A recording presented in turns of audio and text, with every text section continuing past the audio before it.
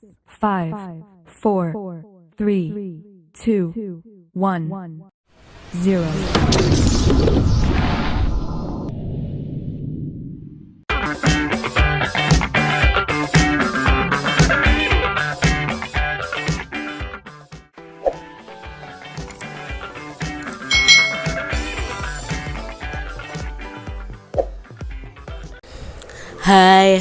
Hai, selamat datang di channel YouTube Kak Citra. Apa kabar adik-adik semuanya? Kak Citra berharap kalian dalam keadaan yang baik, sehat, dan siap untuk belajar ya. Hari ini kita akan belajar bersama-sama masih di mata pelajaran tematik kelas 3. Kita belajar di tema 6, energi dan perubahannya, subtema 2, perubahan energi, pembelajaran yang ketiga. Mari adik-adik kita belajar dengan penuh semangat ya.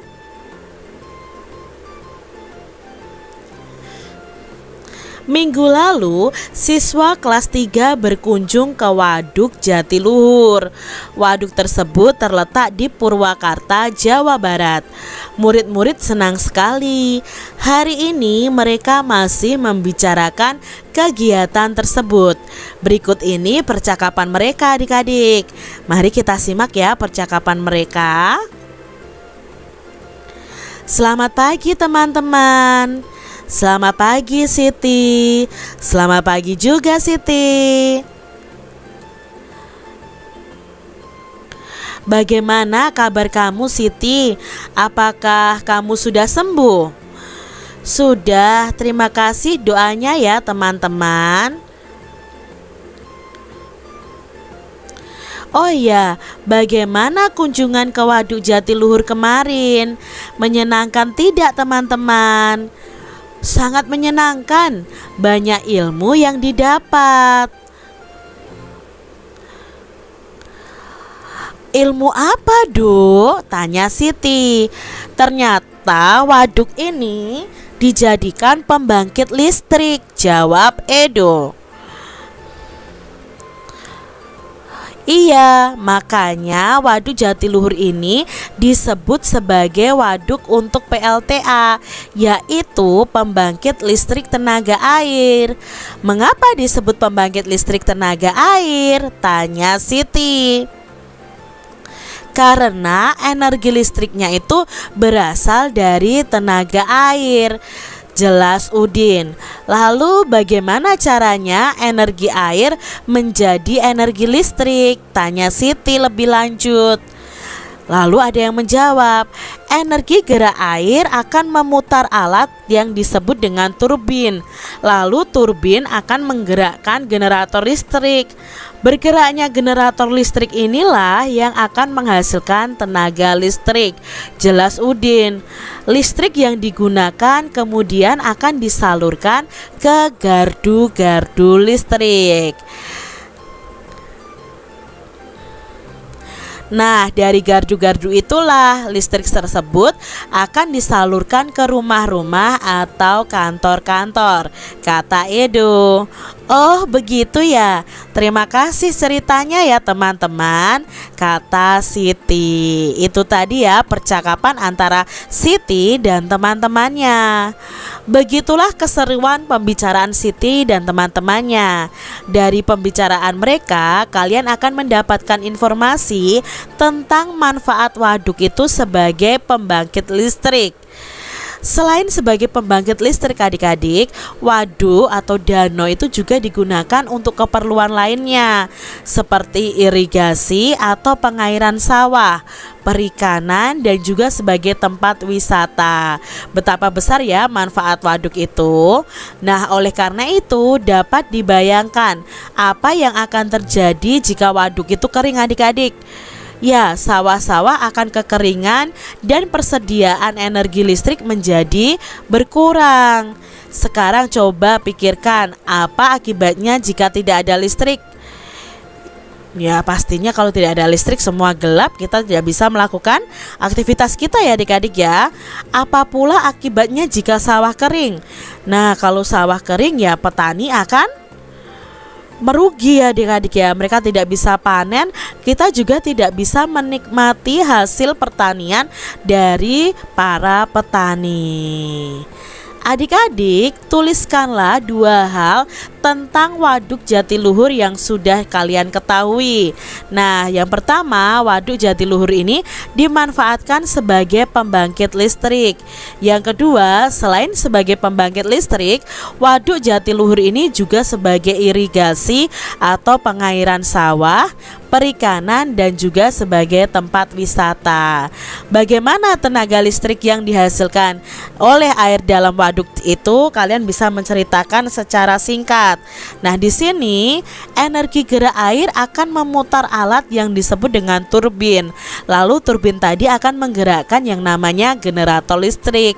Nah, bergeraknya generator listrik inilah yang akan menghasilkan tenaga listrik. Adik-adik, bagaimana listrik dari PLTA itu dapat sampai ke rumah-rumah? Ya, listrik yang dihasilkan PLTA kemudian akan disalurkan ke gardu-gardu listrik. Lalu selanjutnya dari gardu-gardu itulah listrik akan disalurkan ke rumah-rumah atau ke kantor-kantor. Lalu apa yang akan terjadi jika air di waduk itu kering? Ya, yang akan terjadi adalah PLTA-nya tidak bisa menghasilkan listrik dan sawah-sawahnya akan kekurangan air adik-adik. Tuliskan 3 masalah yang muncul bila tidak ada listrik. Nah, kalau tidak ada listrik ya otomatis tidak ada sumber penerangan cahaya atau lampu adik-adik. Lalu tidak dapat menggunakan alat elektronik dan banyak pekerjaan yang akan terganggu. Berarti listrik itu sangat penting ya adik-adik bagi kehidupan kita. Nah, adik-adik, Lani telah selesai bercakap-cakap dengan teman-temannya.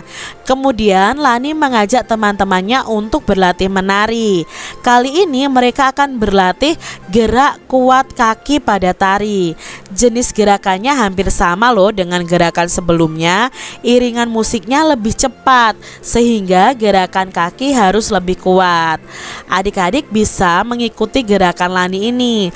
Lani meletakkan tangannya di pinggang, kemudian kakinya diayunkan mengikuti irama musik yang cepat.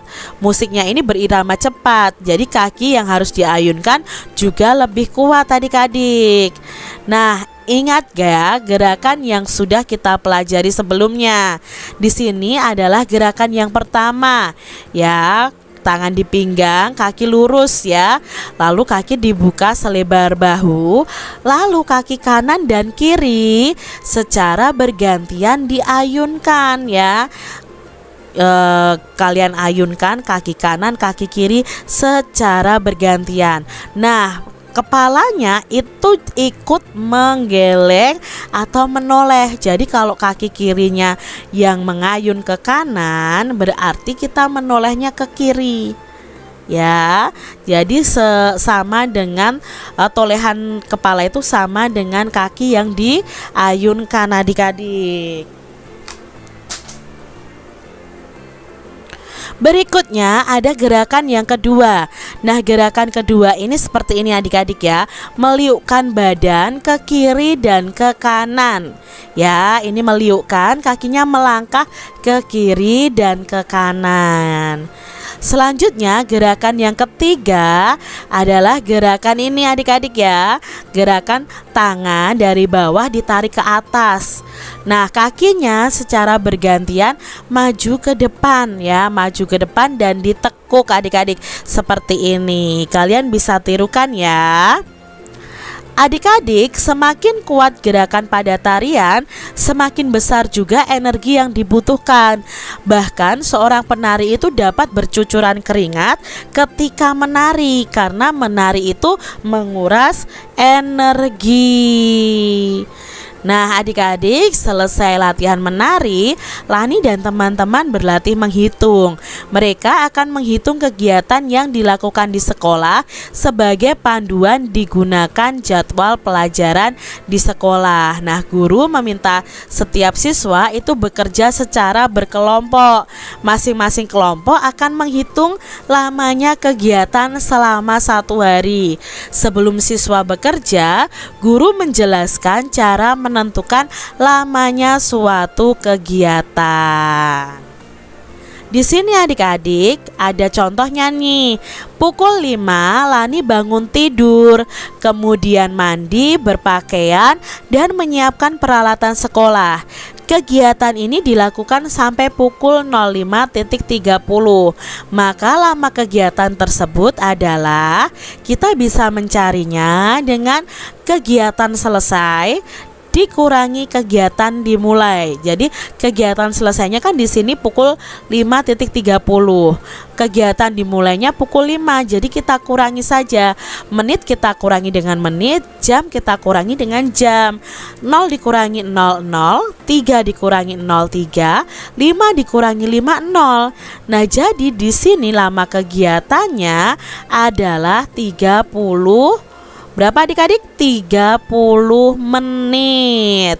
Nah, sekarang contoh berikutnya adik-adik. Ayah pergi bekerja pukul 07.30. Ayah pulang dari kantor dan sampai di rumah itu pukul 18. Lama ayah bekerja dan waktu yang diperlukan dalam perjalanan adalah berapa jam nih adik-adik ya? Berarti kita kurangi 18.00 dikurangi 07.30. Nah, di sini 0 dikurangi 00, 0 dikurangi 3 tidak bisa adik-adik. Maka di sini kita harus pinjam 1 jam ke jam ini ya. Ini kan menit.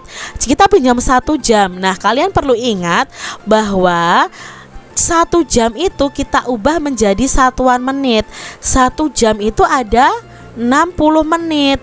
Maka karena ini diambil 1 jam, sisanya adalah 17 60 menit ya.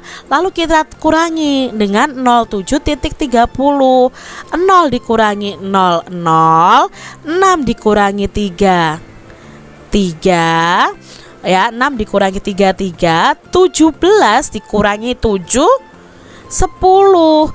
Jadi lamanya ayah bekerja dan waktu yang diperlukan dalam perjalanan adalah 10 jam lebih 30 menit.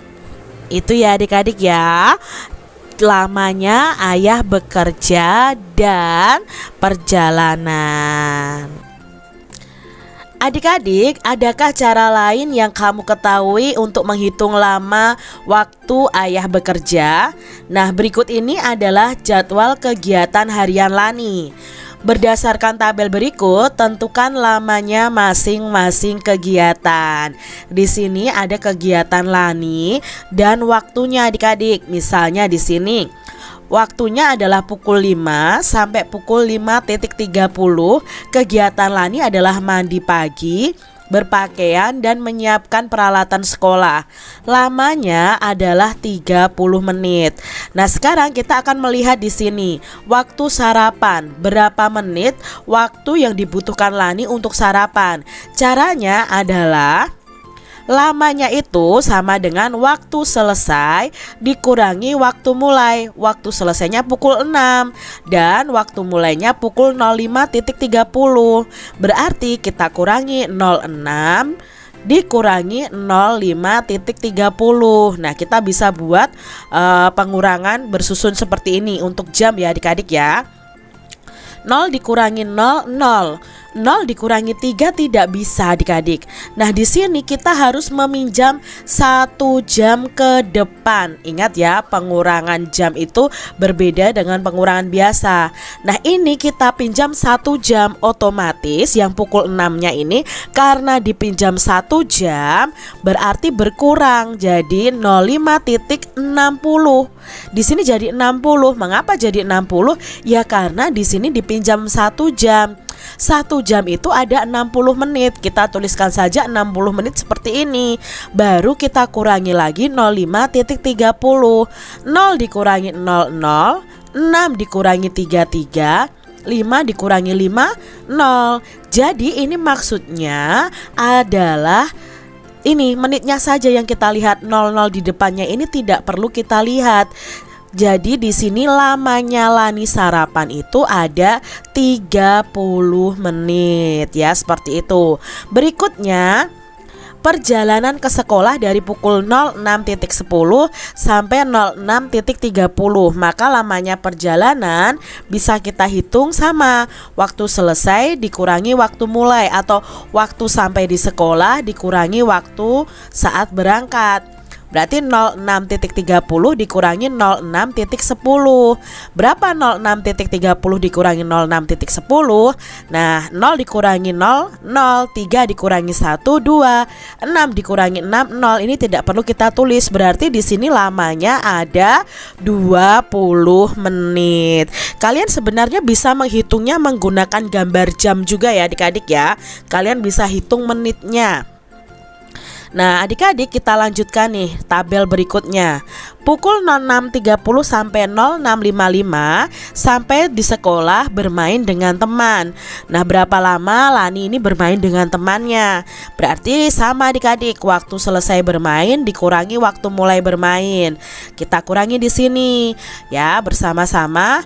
5 dikurangi 0, 5 dikurangi 3, 2, 6 dikurangi 6, 0. Sudah tidak perlu kita tulis. Berarti lamanya waktu bermain dengan teman di sekolah adalah 25 menit. Kita lihat ya adik-adik berikutnya. Belajar di sekolah mulainya pukul 7, lalu selesainya pukul 12.30. Maka lamanya Lani belajar di sekolah itu sama dengan waktu selesai belajar di sekolah dikurangi waktu mulai belajar di sekolah. Berarti kita kurangi 12.30 dikurangi 07.00. Yuk kita kurangi adik-adik. 0 dikurangi 0, 0. 3 dikurangi 0, 3, 12 dikurangi 7, 5. Jadi lamanya Lani belajar di sekolah adalah 5 jam lebih 30 menit. Ini selanjutnya adik-adik, perjalanan pulang. Nah Lani perjalanan pulang dari sekolah itu pukul 12.30 sampai di rumah pukul 13.00. Berapa lama Lani melakukan perjalanan pulang ke rumahnya? Sama waktunya ya, lamanya itu sama dengan waktu selesai atau waktu sampai di rumah dikurangi waktu mulainya kegiatan atau waktu perjalanan pulang ke rumah ya. Berarti 13 dikurangi 12.30. Nah, kita kurangi di sini adik-adik. Di sini 0 dikurangi 0, 0 dikurangi 3 sebenarnya tidak bisa adik-adik ya. Kita pinjam 1 jam dulu. Nah kita tuliskan di sini. Berarti 13 dipinjam 1 jam itu jadi 12. Nah 1 jamnya itu kan sama dengan 60 menit. Maka kita tuliskan di sini 60 menit dikurangi 12.30 sama dengan 0 dikurangi 00, 6 dikurangi 33, 12 dikurangi 12, 0. Berarti di sini lamanya kegiatan itu ada 30 menit. Berikutnya adik-adik ya, merapikan pakaian, ganti pakaian dan makan siang dimulai pukul 13.00 sampai 13.30. Nah ini sama ya caranya, dikurangi saja dari waktu selesai ini dikurangi waktu mulainya ya, berarti jawabnya 30 menit.